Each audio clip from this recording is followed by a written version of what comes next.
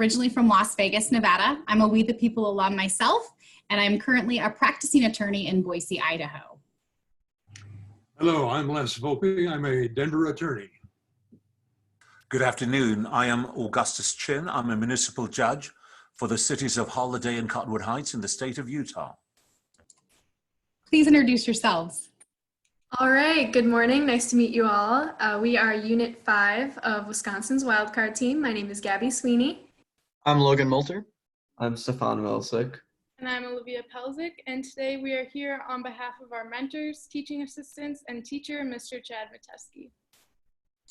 Wonderful. Welcome.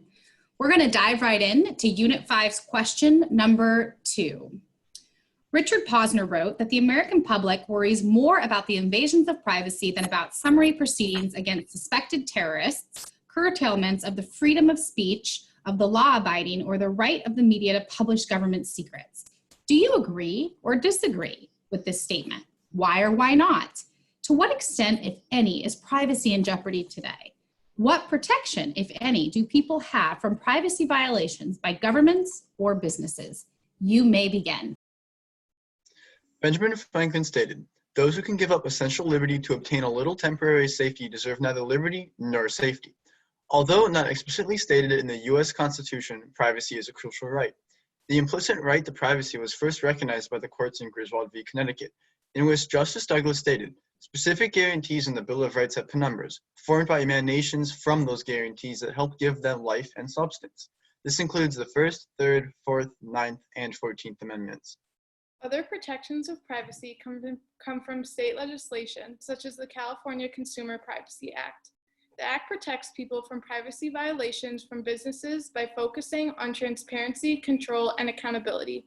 It gives Californians the right to access, delete, port out, or opt out of the sale of their personal information and prohibits companies from discriminating against those who choose to do so. We believe more states should have similar protections to prevent events like the Cambridge Analytica scandal, which compromised the data of 87 million users. Our panel believes that Americans have minimal concern regarding privacy, especially in the name of national security.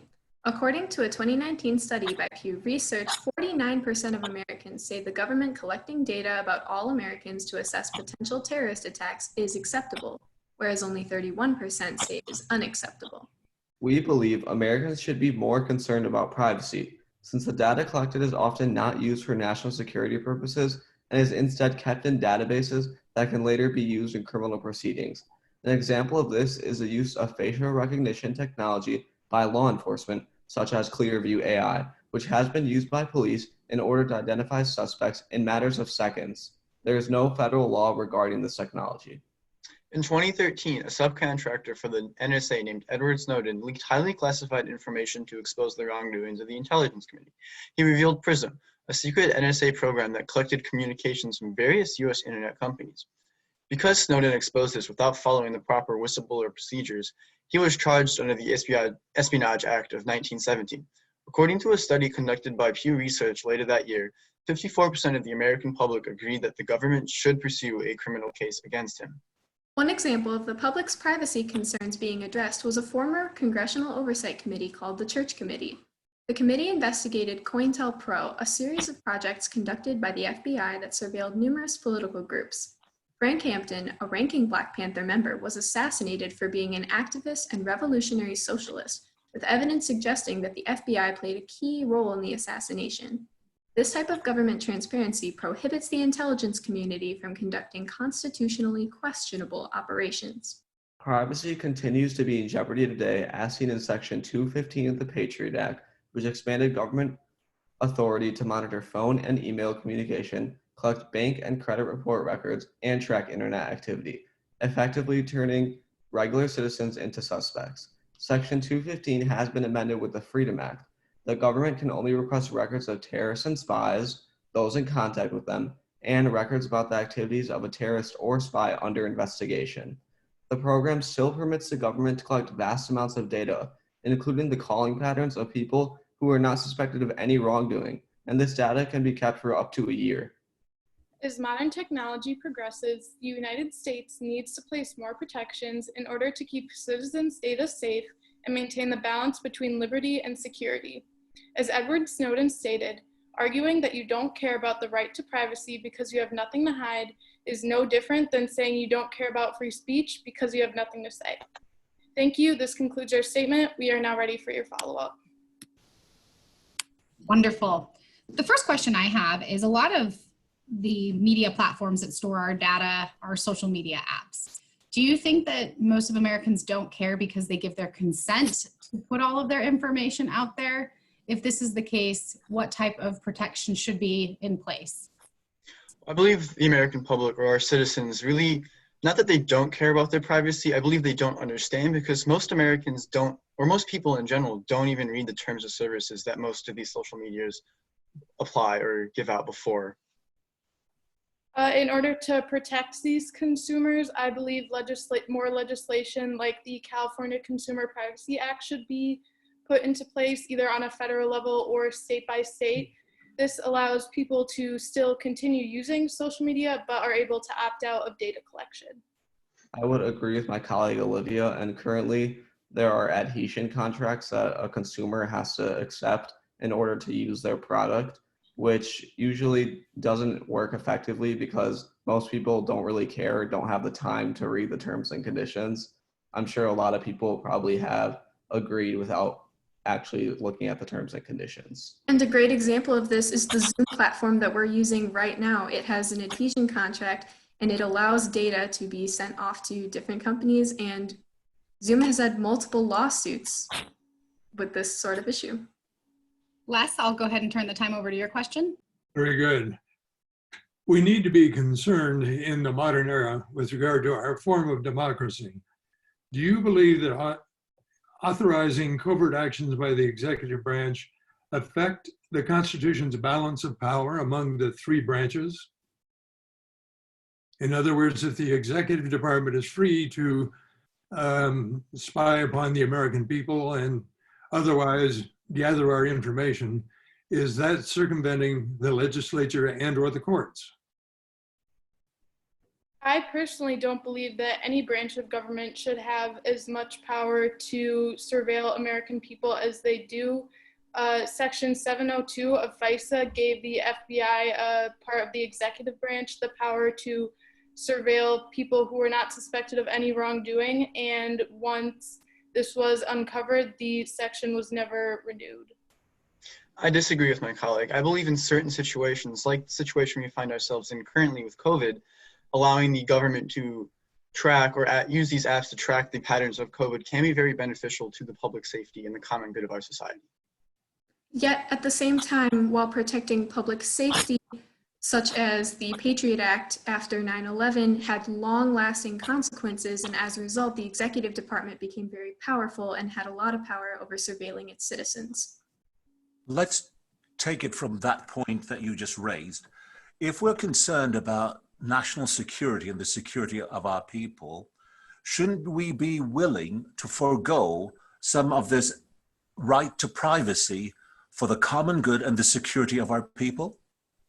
Well, yes, but the main concern with this is that the lasting effects that it may have, like currently with the coronavirus situation, many countries are experimenting with like apps like Singapore's Trace Together, which uses cryptography to hide the user's information, so their name, address, and date of birth isn't exposed. However, countries like Canada, just recently, I'm pretty sure yesterday, they included like date of birth, address, and names to police officials and other organizations.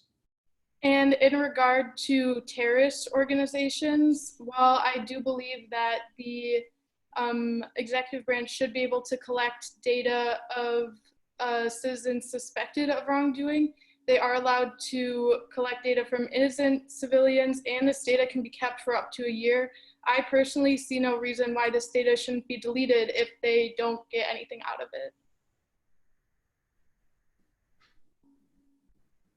Where is the happy medium? Where do we find this balance of privacy versus public good? Sorry, an example with the current COVID situation a good balance is, instead of using location tracking, say, and when you discover someone has corona, you alert everyone who is near them and you give them their names. There's currently a Bluetooth tracking app that Apple and Google have been developing, where it does not reveal their names, only if you have come within close proximity of someone who has it.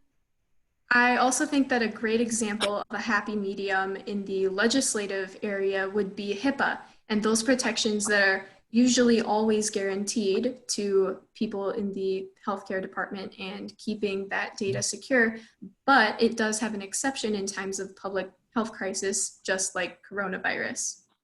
I would have to disagree with my colleague Olivia. I think Bluetooth tracking and like keeping track of people, it's not effective because the coronavirus can still live on surfaces. So it still exposes that threat. And it still requires users to download an app, which probably not everybody would be okay with, concerning the breaches of data like the Cambridge Analytica scandal and the Equifax data breach. All right. You referenced the Church Committee and its investigation in 1975 with regard to government surveillance. And that was going to be a brilliant question. I'm sure your answer would have been equally brilliant. I will score you accordingly. Let's give you guys a round of applause. Thank you all so much. Thank you. We're just going to take a few minutes to give you guys some feedback. First of all, congratulations for making it to the state or to the national finals. I know that this has been very unorthodox, and just I hope that you recognize how much we appreciate you still participating. We know that this has been difficult, and that you've had to Zoom practice, and that this is completely different than being next to one another, and that it's hard. I was noticing your signals. You threw me off a little bit, Logan, because I saw you doing this and I thought I was muted. So I'm like, what's going on? Am I muted? Oh, sorry. No, but I caught on really quick that you guys had come up with a system so you weren't interrupting each other. And it shows how adaptable your generation is and will be in the workforce. I look forward to working with you folks. I know that you're going to make such incredible contributions to whatever field that you go into. I hope that your thirst for social issues and what happens in our legal field and happens in our court system never leaves you. I hope that you don't become old and jaded like some of us do, right? Like, I hope that you stay young and passionate. I too appreciate your hard work and your willingness to work in this form of competition with the video format. I wish we could all have gathered in Washington, D.C., but under the current pandemic, that simply was not possible. I thought your hard work showed in what you presented to us today, the reference to state laws and the California Privacy Act, so forth and so on. I love the statement you gave me with regard to Section 215 of the Patriot Act, that all citizens are now suspect. Quite an interesting comment. The reference to Edward Snowden's discussions and his disclosure in spite of the Espionage Act of 1970, and the warnings that came out of the Church Committee in 1975, which I was going to give you. The actual quote was, if a dictator ever took charge of this country, the technological capacity that the Intelligence Committee has given the government could enable it to impose total tyranny. We have a lot to fear from what is going on right now.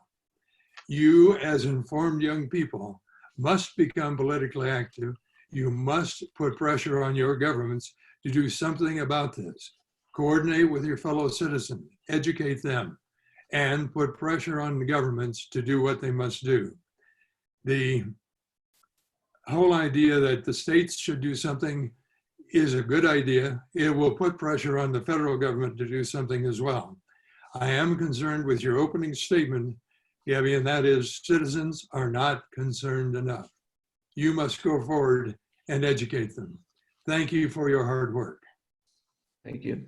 Thank you. I join my colleagues in commending you for not only your preparation, for your participation in this forum. You are the future in terms of not just technology, but civic engagement and everything else with respect to where our country goes from here. I'm very impressed by the recency of data shows that you're still engaged academically, even though you're outside of that classroom setting. To cite to recent incidents in Singapore and Canada is most impressive. I do consider that what you have demonstrated is that there's great hope for where we go from here. So thank you, I commend you, I wish you well with your future endeavors. Congratulations also to your coaches